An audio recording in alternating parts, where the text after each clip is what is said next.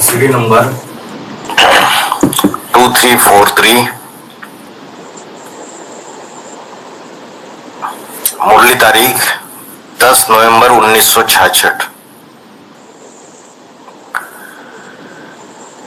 गुरुवार को 12वें पेज के मध्यांत में बात चल रही थी।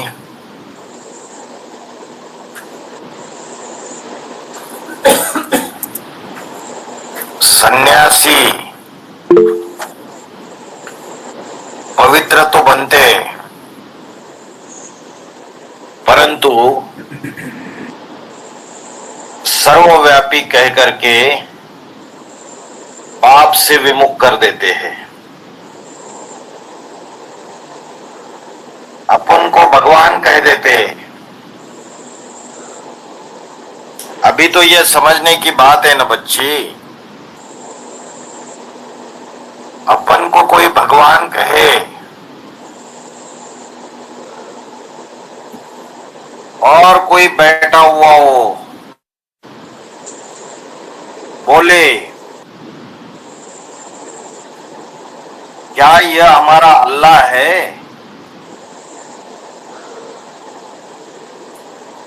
क्या यह हमारा खुदा है? तो बच्चे वो भी गुस्से में आकर उसको मार डाले।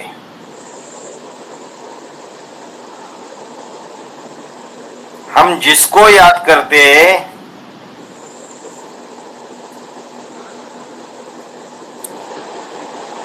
यह उसको ऐसे कहता है, ये तो है ही पतित दुनिया,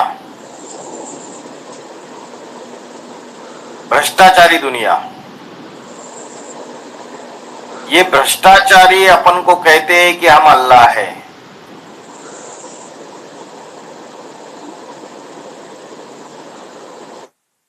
जो पतित पावन है, खुदा है, उसको तो कोई जानते नहीं।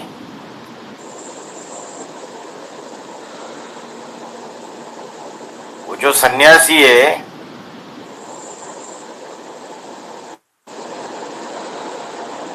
शंकराचार्य, वो तो एकदम बुद्धू है। वो खुद भी इतना समझ नहीं सकते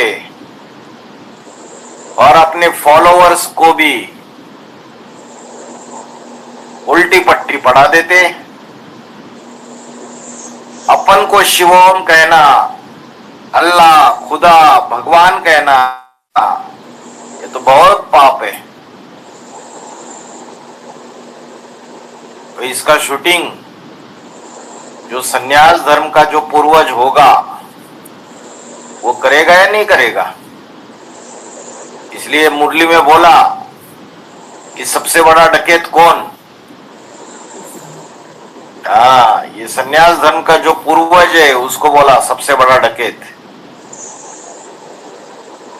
एक तरफ में कहते हैं कि पतित पावन है, गॉड फादर है, लिबरेटर है, और फिर कोई बैठ करके कहे कि मैं अल्लाह हूं, तो जरूर कोई शूटिंग करने वाला होगा 20 रुपये ब्राह्मणों की दुनिया में। अरे मनुष्य तो अपन को अल्लाह कह ही नहीं सकते हैं। सभी सेंटर्स के रूहानी ब्रह्मा मुखवंशावली ब्राह्मण, सर्वोत्तम कुलभूषण, स्वदर्शन चक्रधारी, मीठे मीठे, सर्विसेबल, वफादार, फरमानबरदार, आज्ञाकारी, बच्चों के प्रति माता पिता बाप दादा का याद प्यार, गुड मॉर्निंग, मीठे मीठे सीकले दे। 5000 वर्ष के बाद फिर से मिले हुए, क्या करने के लिए मिले हुए? जो बेहद का बाप है उससे फिर से अपना गुमाया हुआ अखंड अटल सुख शांति का राजभाग लेने के लिए मिले हुए।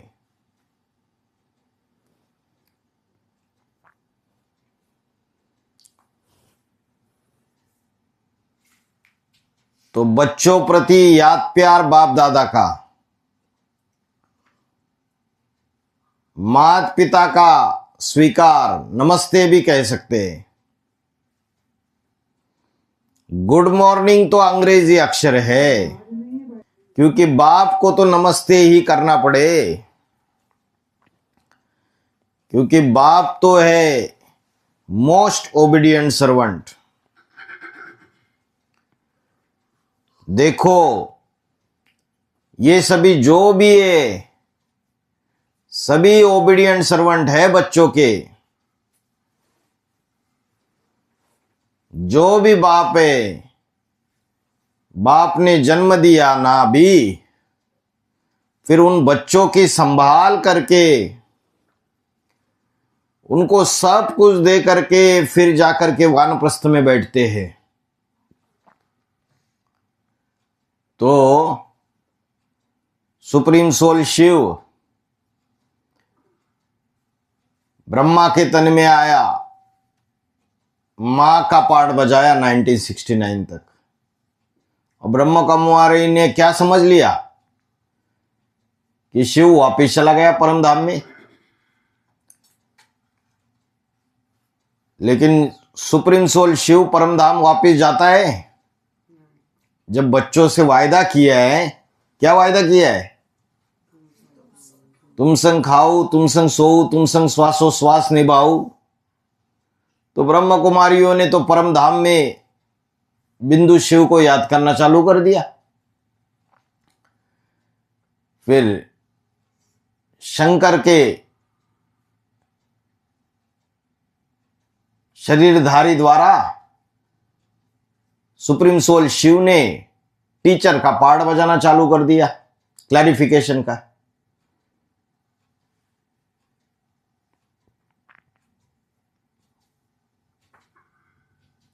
(1976) से लेके 2017-18 तक, और 2018 में जब बाबा गुप्त हो गए बीज रूपी ब्राह्मणों की दुनिया से, तो सुप्रीम सोल शिव जो है वो वानप्रस्थी हुआ। क्या वानप्रस्थी माना? वाणी से परे। बाबा की वानियां जो चलती रही, कब तक चलती रही? सितंबर 2022 तक।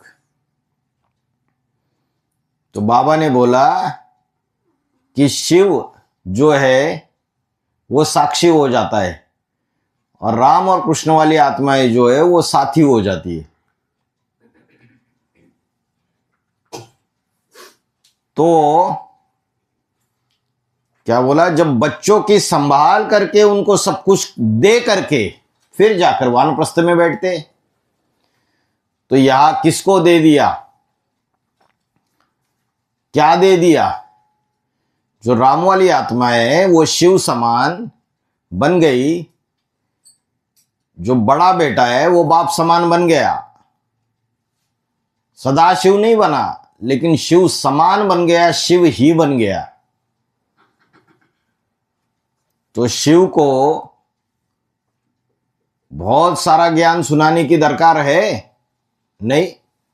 जो बड़ा बच्चा है बाप समान बन गया वो देख लेगा, और जो बड़ा बच्चा बाप समान बन गया, राम की आत्मा शिव बन गई, तो फिर वो अष्टदेवों में प्रवेश करके पाठ बजाती है। 11 रुद्रों में प्रवेश करके 12 ज्योतिर्लिंगों का पाठ बजाती है।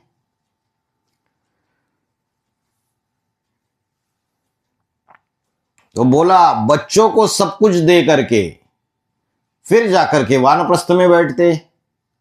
सब कुछ दिया मतलब क्या दिया? ज्ञान की धन संपत्ति, ये जो ज्ञान की धन संपत्ति है, प्रॉपर्टी, ये अष्टदेव में बराबर बांटते हैं या कोई पार्शलिटी करते हैं? बराबर बांटते हैं। तो वैसे ही यह रूहानी बाप भी कहते हैं, मैं भी ऐसे ही जन्म दे बच्चों को पालना देकर इस ज्ञान और योग बल से उनको गुलगुल बनाए, स्वर्ग के लायक बनाए, और फिर जाकर के मैं वानप्रस्थावस्था में बैठ जाऊंगा।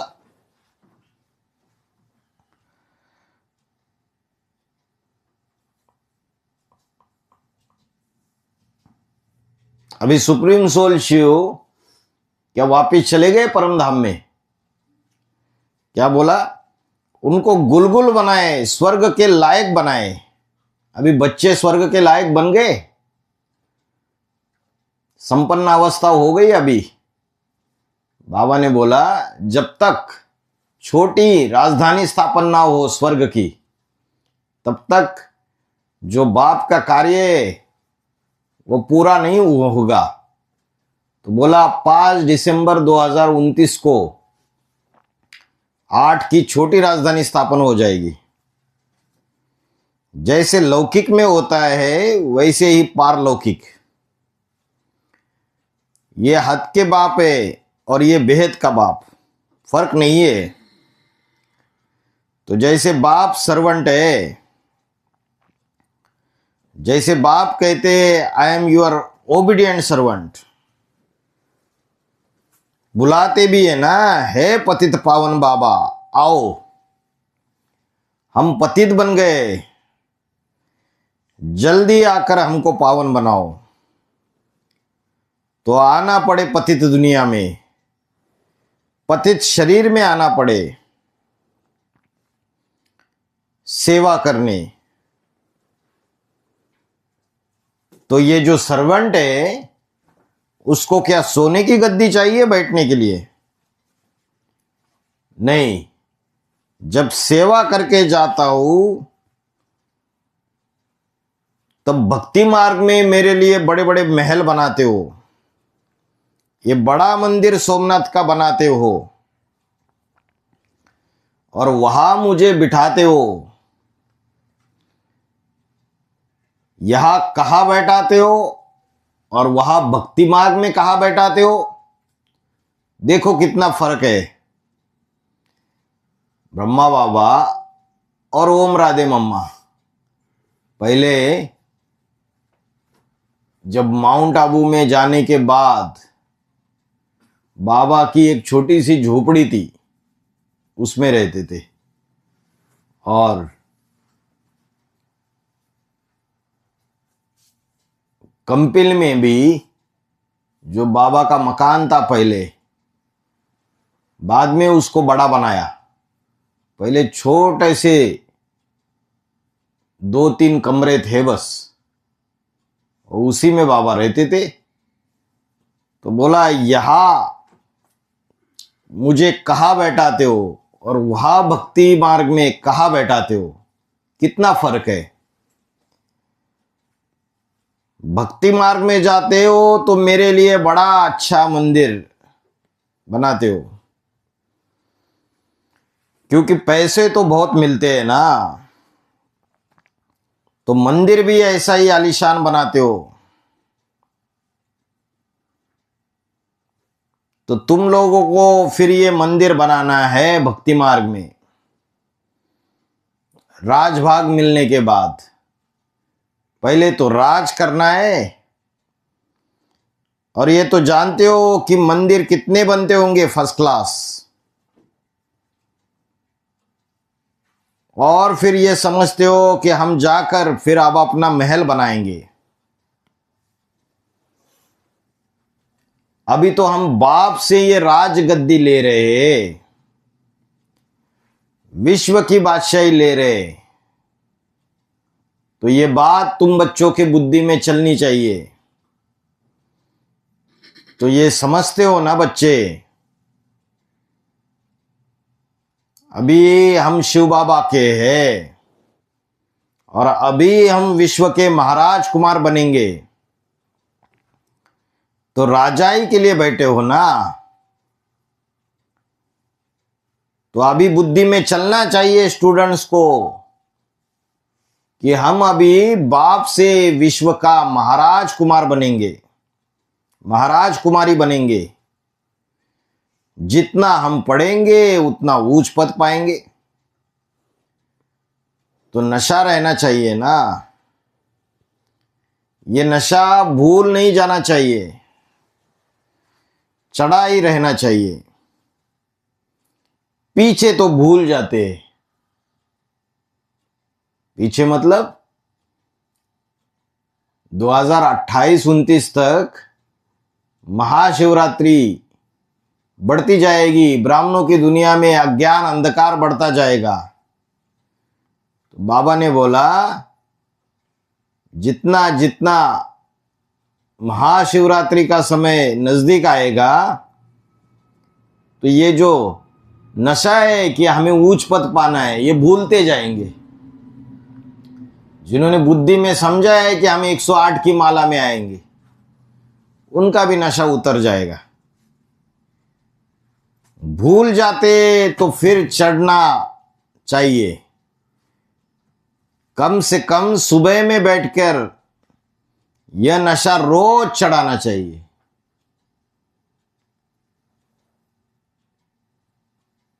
ये तो दुनिया वाले तो रात को बैठ के नशा करते। बाबा ने क्या बोला, कम से कम सुबह में बैठकर ये नशा रोज चढ़ाना चाहिए। अभी तो बाबा आपसे विश्व का महाराजा बनाकर ही छोड़ेंगे।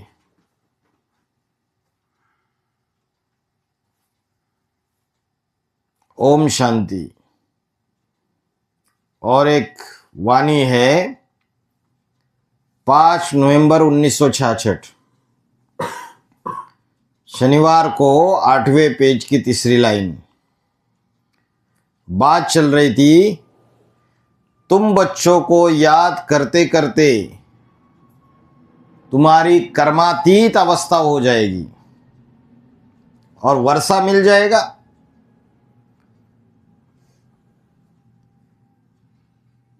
पीछे चलो, जाकर के थोड़ा ठहरना घर में। जब यहां सब कुछ सुख शांति हो जाएगी,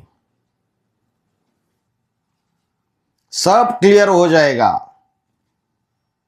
तब आना। क्या क्लियर हो जाएगा? कर्मातीत अवस्था होने के बाद, आत्माओं के घर जाने के बाद यहां सृष्टि में क्या क्लियर हो जाएगा?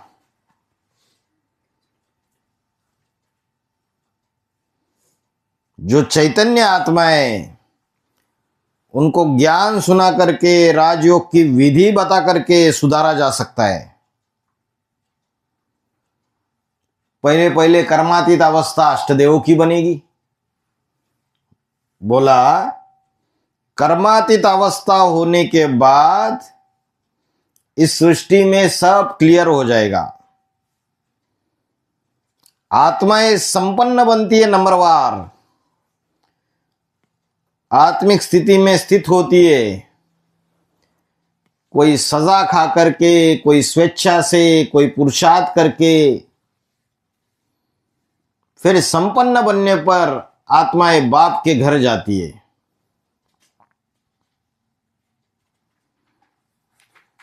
आत्माएं तो बाप के ज्ञान से ही सुधरती है। बाकी सृष्टि में जो 5 तत्व रह जाएंगे विनाश काल में, वो तो बड़े तामसी हो जाएंगे। जब विनाश होगा तो जल, वायु, अग्नि, पृथ्वी, आकाश, ये जो प्रकृति के 5 तत्व है, ये तामसी हो जाएंगे। उन तामसी तत्वों को सत्व प्रदान कैसे बनाया जाएगा? वो तो जड़ तत्व है, वो तो ज्ञान नहीं सुनेंगे। तो बोला जब तक तुम्हारी योग बल से 5 तत्व भी पावन बनते हैं, उन 5 जड़ तत्वों को भी तुम पावन बनाने के निमित्त हो। 5 तत्व पावन बनेंगे तो शरीर भी पावन बनेंगे। जैसे लौकिक दुनिया में होता है, मां के गर्भ में पहले 5 तत्वों का पिंड तैयार होता है,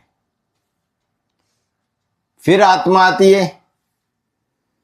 पहले पिंड तैयार होता है और बाद में जब पिंड परिपूर्ण हो जाता है तब उसमें आत्मा प्रवेश करती है। ऐसे ही ये 5 तत्व सात्विक स्टेज में स्थित हो जाए, तुम्हारे योग बल से, तभी सब कुछ क्लियर हो जाएगा। तब तुम आना। पहले कर्मातीत अवस्था बनेगी,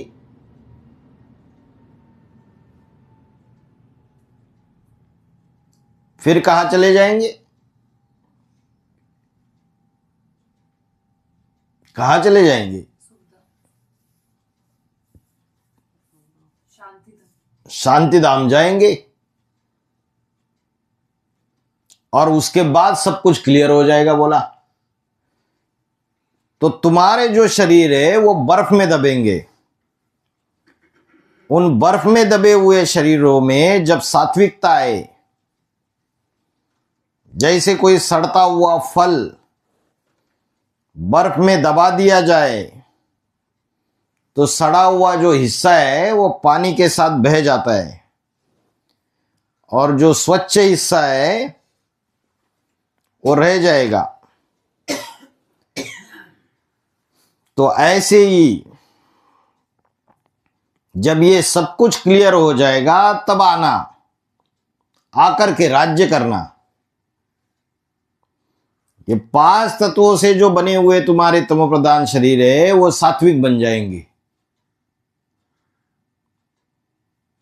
तब उनमें तुम्हारी आत्मा आएगी। मतलब आत्मा जो है वो परमधामी अवस्था में, निराकारी अवस्था में शरीर से डिटैच होके लटकी रहेगी और धीरे धीरे बर्फ में दबकर जो शरीर है 5 तत्वों के, वो सतोप्रधान बनेंगे। और जब शरीर सतोप्रधान बनेंगे तो आत्मा जो है वो फिर से कौन सी अवस्था में आएगी? देह को धारण करेगी, मतलब हाँ, साकारी अवस्था में फिर से आएगी। तो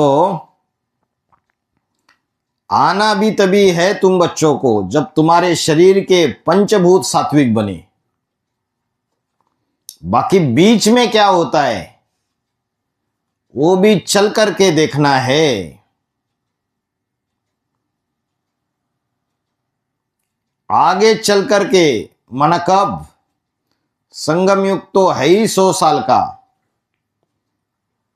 2036 तक पूरा हो जाता है।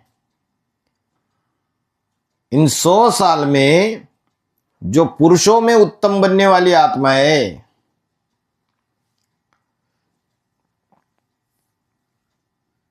वो ज्यादा से ज्यादा कितनी है? 2036 तक 4.5 लाख आत्माएं जो है वो संपन्न बनेगी और संपन्न बनने पर उनका उद्धार होगा। उत माना ऊपर, हरण करके ऊंची स्टेज में जाएगी। ऊंची स्टेज में जाएगी जिसके लिए बोला तुम बच्चे परम धाम को इस सृष्टि पर उतार लेंगे। तो सृष्टि पर परम धाम को उतारने वाले बच्चे नंबरवार होंगे या एक जैसे होंगे? नंबरवार होंगे। कोई पहले उतारेगा, पहले परम धामी अवस्था बनाएगा, कोई बाद में बनाएगा।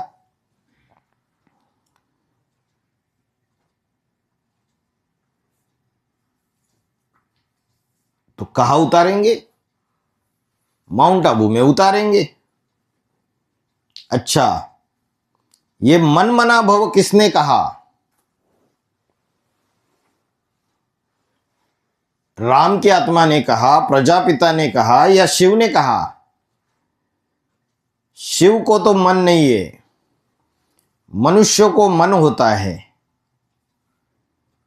और मनुष्यों में जो मनुष्यों का बाप है, उसमें अखूट ज्ञान का भंडारी जो शिव है वो प्रवेश करता है। प्रवेश करके बड़े बच्चे को वर्षा देता है, और उस बड़े बच्चे को जब वर्षा मिलता है तो उसके मन में क्या समाता है? मैं आत्मा ज्योति बिंदु हूं। ये बात उसके बुद्धि में लगातार बैठ जाती है। तो ये जो उसका एकाग्र हुआ मन है, उस मन में समाने की बात है। तो बोला, जो बड़ा बच्चा होता है, जो परंपरा चली आ रही है दुनिया में कि सभी बाप अपने बड़े बच्चे को राजा ही देते आए, तो ये परंपरा का फाउंडेशन भी संगम युग में पड़ता है। इसलिए भगवत गीता में लिखा है, मम वर्तमान वर्तन्ते मनुष्या पार्थ सर्वशा। जो भी इस संसार में मनुष्य है वो मेरे ही रास्ते का अनुगमन करते हैं।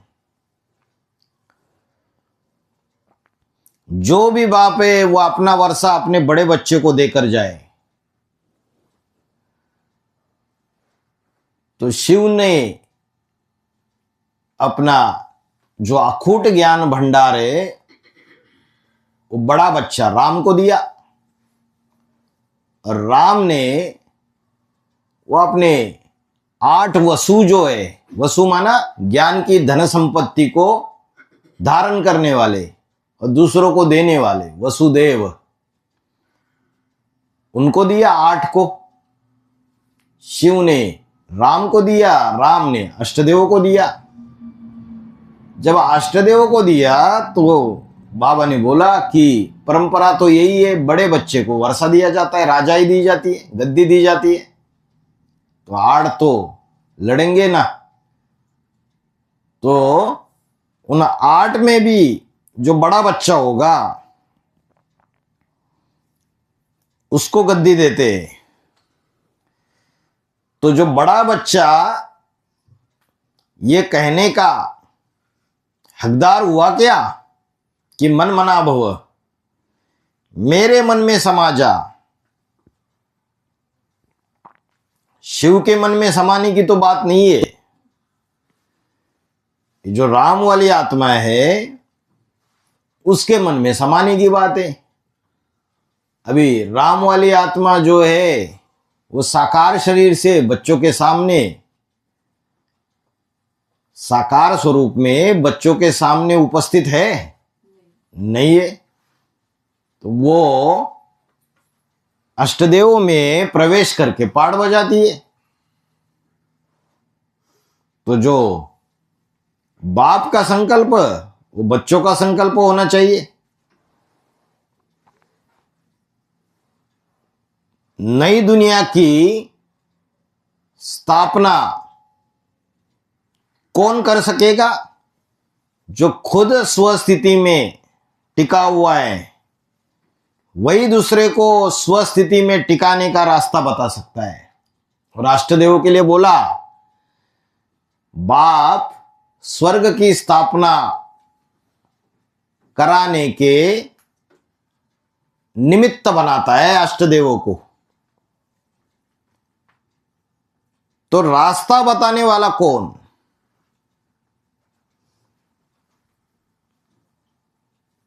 बड़े ते बड़ा पंडा कौन है? पंडा शिव है या राम है? जो गाइड है वो तो शिव है।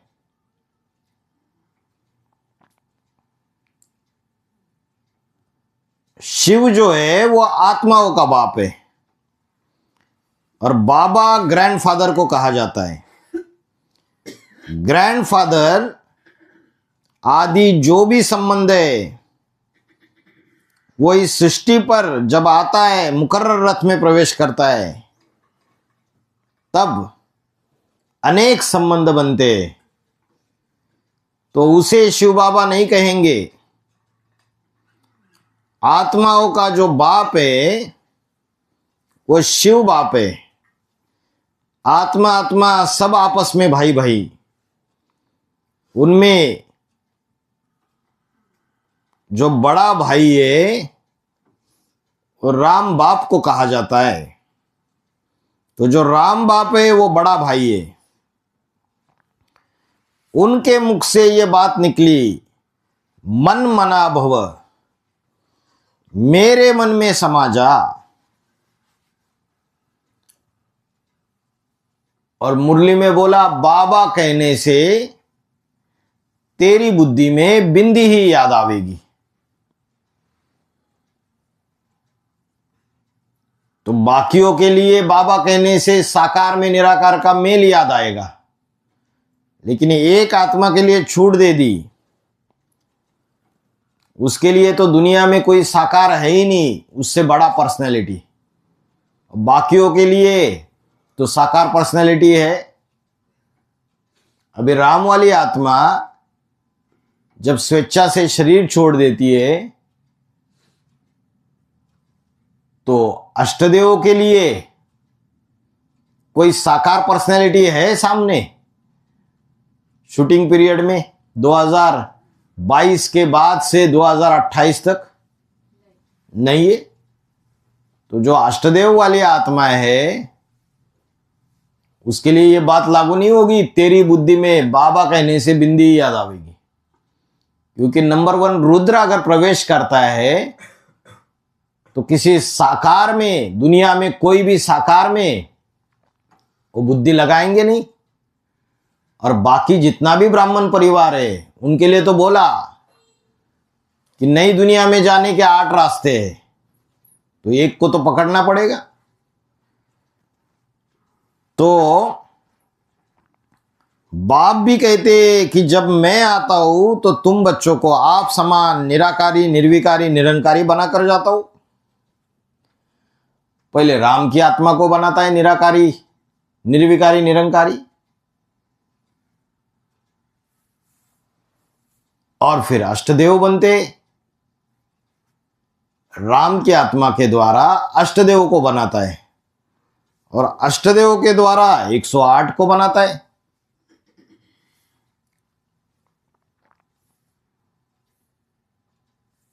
तो जो तुम्हारी यादगार बनी हुई है मंदिरों में शिवलिंग की, वो शिव की यादगार नहीं है।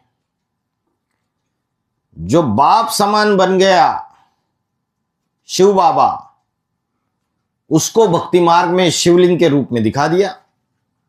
जो साकार है, जो बाप समान बन गया, निराकारी स्टेज में टिक गया, उसकी यादगार में द्वापर के आदि में सोमनाथ का मंदिर बनाया, जिसमें लिंगाकार पत्थर और उसके बीच में हीरा जड़ दिया। तो वो हीरा किसकी यादगार है? हीरा शिव की यादगार है या मनुष्य सृष्टि के बाप की यादगार है? मनुष्य सृष्टि के बाप की यादगार है। हीरो पाटधारी जो है मनुष्य सृष्टि में, उसकी यादगार है। क्योंकि मुरली में बोला, मैं ना पूज्य बनता हूं ना पुजारी बनता हूं। तो शिव जो है हीरा नहीं बनता है। तो कोई भी हीरा को हो या रतन को हो, पत्थर होते हैं या नहीं होते। और शिव जो है वो कभी पत्थर बुद्धि बनता है? नहीं बनता है। तो जो मनुष्य आत्मा है वो सात्विक से सात्विक पाठ बजाती है, और फिर तामसी पाठ जब बजाती है तो पत्थर बुद्धि बन जाती है। तो उन पत्थर बुद्धियों में, देह अहंकारियों में सबसे बड़ा अहंकारी कौन है? जो बड़े से बड़ा पत्थर बुद्धि बनता है, माना बड़े से बड़ा देहंकारी बनता है,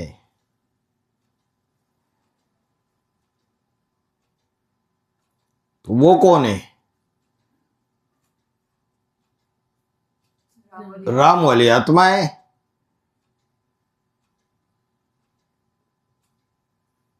अगर शिव नहीं है तो क्या है? शव है। कलयुग के अंत में शिव बाप के प्रवेश करने से पहले वह आत्मा शव बन जाती है, मुर्दा बन जाती है। मुर्दे में कोई बुद्धि होती नहीं है, कोई बात बुद्धि में नहीं बैठती।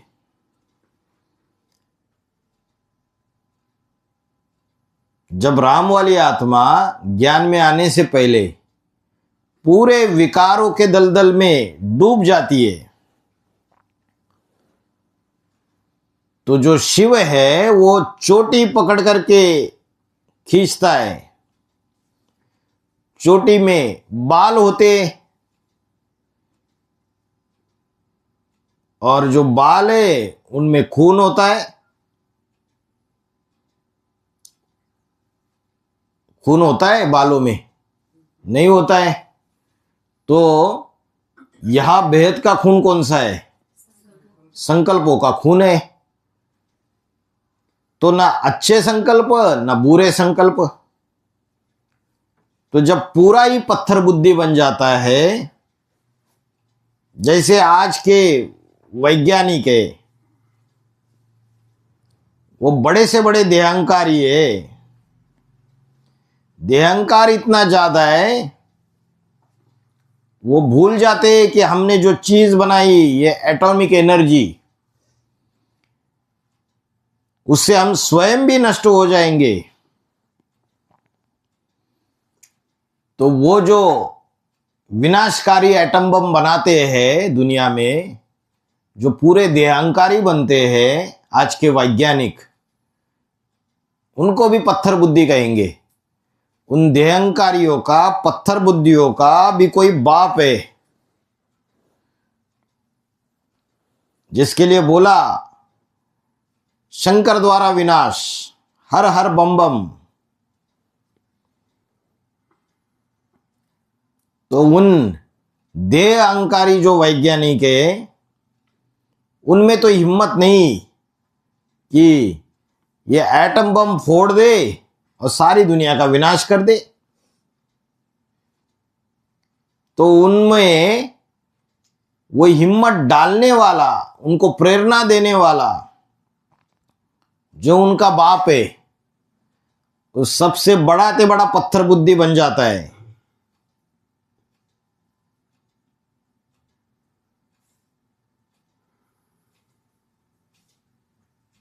कड़े से कड़ा पत्थर बुद्धि, ग्रेनाइट से भी ज्यादा बड़ा पत्थर बुद्धि बन जाता है। तो वो अपनी चिंता नहीं करता, क्योंकि उसकी बुद्धि में तो बैठ जाता है। संपन्न आत्मा बन जाने के कारण याद की स्थिति में प्रैक्टिस करते करते ये पक्का हो जाता है कि मुझे आत्मिक स्थिति छोड़नी नहीं है। पक्की आत्मिक स्थिति बनती है, और वो पक्की आत्मिक स्थिति वाला अपने शरीर को छोड़ करके, क्या बोला, किसकी बात चल रही है? राम वाली आत्मा की बात चल रही है, जो सबसे बड़ा पत्थर बुद्धि बनता है। तो बोला कि पक्की आत्मिक स्थिति बनती है, और वो पक्की आत्मिक स्थिति वाला अपने शरीर को छोड़ करके उन धर्मपिताओं में प्रवेश कर जाता है। उन एटमिक एनर्जी बनाने वाले जिनके जिनके हाथ में वो चाबी है उनमें भी प्रवेश कर जाता है। क्या बोला? अपने शरीर को छोड़ करके, और उनकी बुद्धि को ऐसा घुमाता है प्रेरणा दे करके, तो वो विस्फोट कर देते हैं, काम पूरा हो जाता है। एटॉमिक एनर्जी का जब विस्फोट होता है चतुर्थ विश्व युद्ध में, तो 5-7 रोज के अंदर ये सारी दुनिया खलास हो जाती है।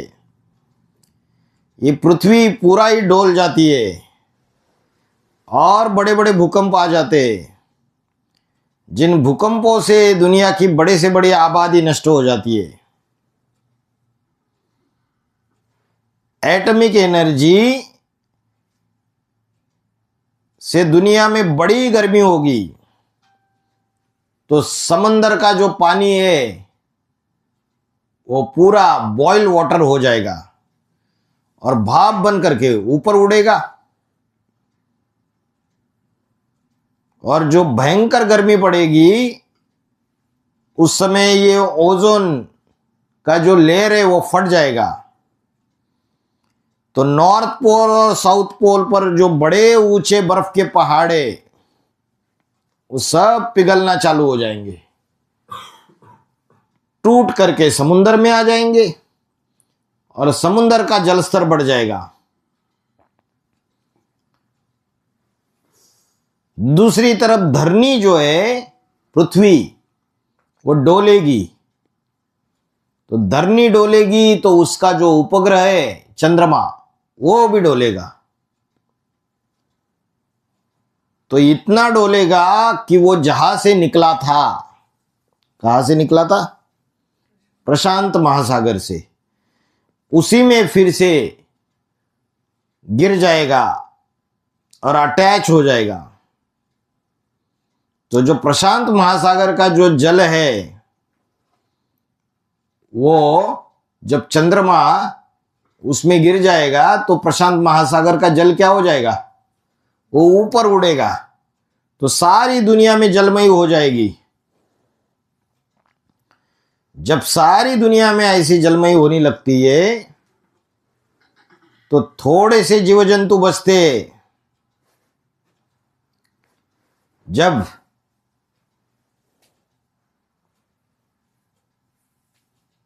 नदियों में जो धारा प्रवाह बहता है तो उसमें कोई कोई ऐसा प्राणी होता है जो उल्टी धार चलता है। कौन सा प्राणी चलता है उल्टी धार? सांप। दुनिया में भी कोई बड़े से बड़े सांप है, वासुकी नाग, तो राजा है, उसकी प्रजा भी होगी। वासुकी नाग शंकर के गले में पड़ा हुआ है, अच्छी तरीके से पकड़ लिया। कौन सी आत्मा का पार्ट है वासुकी नाग का? कृष्ण वाली आत्मा, जो ब्रह्मा के रूप में जो पार्ट बजाती है। उसकी गोद में हर धर्म में कन्वर्ट होने वाली आत्माएं जो है वो ब्राह्मण बन करके खेलती है। तो वो सारे ही ब्राह्मण आधारमूर्त जो जड़े हैं, उन जड़ों के भी बीज कोई होंगे जो 4.5 लाख है, इस दुनिया के सबसे सशक्त बीज है। जो राम बाप है, जो सारे मनुष्य सृष्टि का बीज है, उसी के बच्चे जो रुद्राक्ष के रूप में दिखाए जाते, रौद्र रूप धारण करते, भयंकर रूप धारण करते और सारे यज्ञ का विध्वंस कर देते। जो बोला इस ज्ञान रुद्र यज्ञ में आखिरी आहुति किसकी लगेगी? सारी दुनिया की आखिरी आहुति लगेगी। इस रुद्र ज्ञान यज्ञ में सब स्वाहा हो जाएगा, कुछ भी बचने वाला नहीं है। बाबा ने बोला ये 500 करोड़ की दुनिया भी रुद्र ज्ञान यज्ञ में स्वाहा हो जाएगी। तो वो रुद्र जो बच्चे, वो दुनिया के सबसे बड़े ते बड़े नाग है, विषैले सांप है। विकारों में सबसे बड़ा ता बड़ा विकार कौन सा है? काम विकार। और काम विकार भोगने में सबसे ज्यादा आगे कौन गए? भारत के जो राजा है, जन्म जन्मांतर राजा बनने वाले आत्माएं, वो सबसे आगे गए, बहुत विकारी बने। कैसे? ढेर की ढेर रानियां रख दी, तो राजाओं का यह हाल हो गया। फिर कलयुग के अंत में जाके सबसे ज्यादा पतित बन गए। तो बड़े ते बड़े सांप है भारतवासी। वो भारतवासी जो सांप है, उनमें यह ताकत है कि नदी की धारा को उल्टा चीर करके चले जाते। तो जब जलमयी होगी सारे संसार में, तो कौन जीवित रहेंगे? वही सांप। जब सारी दुनिया में विनाश होगा, तो कोई जीव जंतु बचेंगे जो उस धारा प्रवाह को भी उल्टा क्रॉस कर जाएंगे। तो संगम युग में 100 साल वो जो राजा बनने वाली आत्मा है, जो विकारी बन गई, सांप जैसी विषैली बन गई, वो फिर से तपस्या करती है, पुरुषार्थ करती है आत्मिक स्थिति का, और फिर से राजाई का पद प्राप्त कर लेती है। तो जब विनाश होगा, जलमयी होगी, तो ये सारी दुनिया खलास हो जाएगी, ये सांप बचेंगे। इसलिए बोला, अंत में आदि पापात्माएं बचेगी और आदि पुण्यात्माएं बचेगी। जब बाढ़ आती है, तो बाढ़ में मिट्टी अच्छी तरीके से मिक्स हो जाती है। तो यहां बेहद की मिट्टी कौन सी है? देहाभिमान की जो मिट्टी है, वो सारी दुनिया में मनुष्य मात्र में रग रग में भर जाती है। ऐसी स्थिति में सब प्राणी खलास। कौन बचते हैं फिर? वो सर्प बचते हैं, है मनुष्य रूप में, लेकिन उनमें कौन सा गुण ज्यादा है? वही सांप का गुण ज्यादा है। तो जब सारी दुनिया में जब जलमयी हो जाएगी, समुंदर का स्तर बहुत ऊंचा उठ जाएगा, तो कौन सा देश बचेगा? भारत देश। दक्षिण भारत तो फिर भी डूब जाता है पहले ही, लेकिन जो उत्तर भारत है, जो उत्तर भारत की धरती जो हिमालय पहाड़ से ढकी हुई है, वो बच जाएगा। तो जहां ऊंचाई ज्यादा होगी, वहां समुद्र का स्तर नहीं पहुंच पाएगा। और जितने पहाड़ है, उनमें हिमालय पहाड़ सबसे ऊंचा है। और हिमालय पहाड़ में भी सबसे ऊंची चोटी है एवरेस्ट। एवरेस्ट जो पूर्वी सभ्यता है, एक होती है पाश्चात्य सभ्यता और एक होती है पूर्वी सभ्यता। तो पूर्वी सभ्यता फॉलो करने वालों में एक ऐसी चोटी है जो बहुत ऊंची है। जितने भी दूसरे धर्म में कन्वर्ट होने वाले सर्प है, वो सब डूब गए। सिर्फ ऊंची थी ऊंची चोटी बचती है। तो एवरेस्ट माना पूर्वी सभ्यता को विशेष फॉलो करने वाली आत्मा है। जो असल सूर्यवंशी है, वही बचेंगे। और उनमें भी कौन बचेगा? जिसके लिए गीता में बोला, नासते विद्यते भावो न भावो विद्यते सतः। सत्य का इस दुनिया में कभी भी अभाव नहीं होता, 5000 साल के ड्रामा में। और जो असत है, वो हमेशा नहीं रहता है। तो दूसरे धर्मखंड जो है, वो सारे के सारे असत्य है, हमेशा नहीं रहते। ये अमेरिका आज से 500 साल पहले दुनिया के नक्शे में नहीं था। ऑस्ट्रेलिया आज से 300 साल पहले दुनिया के नक्शे में नहीं था। ये जितने भी नए नए आए ये सारे समुंदर में समा जाएंगे। सिर्फ जो सत्य है वही बचेगा।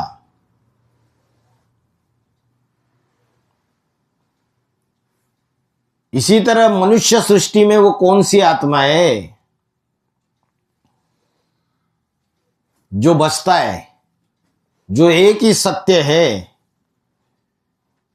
इसके लिए शंकर के लिए कहते कि उसको जन्म देने वाला कोई माँ बाप नहीं है और उसकी मृत्यु होते हुए किसी ने नहीं देखा है। अभी तो ब्राह्मण परिवार में बोल रहे, जब 8 नवंबर 2022 को शरीर त्याग दिया स्वेच्छा से, तब देखा किसी ने। तो ये बात अंतिम समय की है, क्योंकि अभी तो सारी दुनिया का विनाश हुआ ही नहीं है। सारी दुनिया काल के गाल में गई नहीं है। तो जो महाकाल का जो उसका गायन है वो लास्ट समय का है। तो बोला सारी दुनिया को काल के गाल में ले जाने वाला, लेकिन उसको काल के गाल में ले जाने वाला कोई भी नहीं है। तो बेहद में इसका क्या अर्थ है?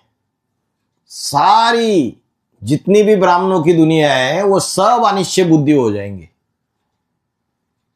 लेकिन वो अंत तक अनिश्चय बुद्धि नहीं होगा, क्योंकि माया और माया ने जिससे हाथ मिलाया है वो धरनी प्रकृति, दोनों बड़ी पावरफुल है। अभी माया की पावर तो कम हो चुकी है, क्योंकि माया बाप के बच्चों के सामने थक चुकी है, तंग आ चुकी है। ऐसा अव्यक्तवाणी में बोल दिया। और जो आधारमूर्त दुनिया की जो माया है प्रकाश मुनि दादी, उन्होंने तो शरीर भी छोड़ दिया। तो बोला माया ज्यादा चालाक है। तो माया बेटी जो है, किसकी बेटी है? बाप की बेटी है। तो जो बाप की बेटी है वो ज्यादा चालाक होने की वजह से उसने ये युक्ति निकाली कि जो बहुत पावरफुल रचना है प्रकृति, उसको हाथ में ले लो। और प्रकृति जो है उसके पांच तत्व है, जल वायु अग्नि पृथ्वी आकाश। तो प्रकृति भी विनाश कराती है और माया भी विनाश कराती है। परमात्मा ने बनाया हुआ जो संगठन है उसको तोड़ने के निमित्त बनती है। तो उस प्रकृति को हाथ मिलाने के बाद दोनों इतने पावरफुल हो जाते कि सारी दुनिया पर राज्य करते। जो सिखों में आज भी गायन है, राज करेगा खालसा। वो धरनी जब बहुत तामसी बन जाती है तो महाकाली का रूप धारण करके सारे असुरों का खात्मा कर देती है। ओम शांति।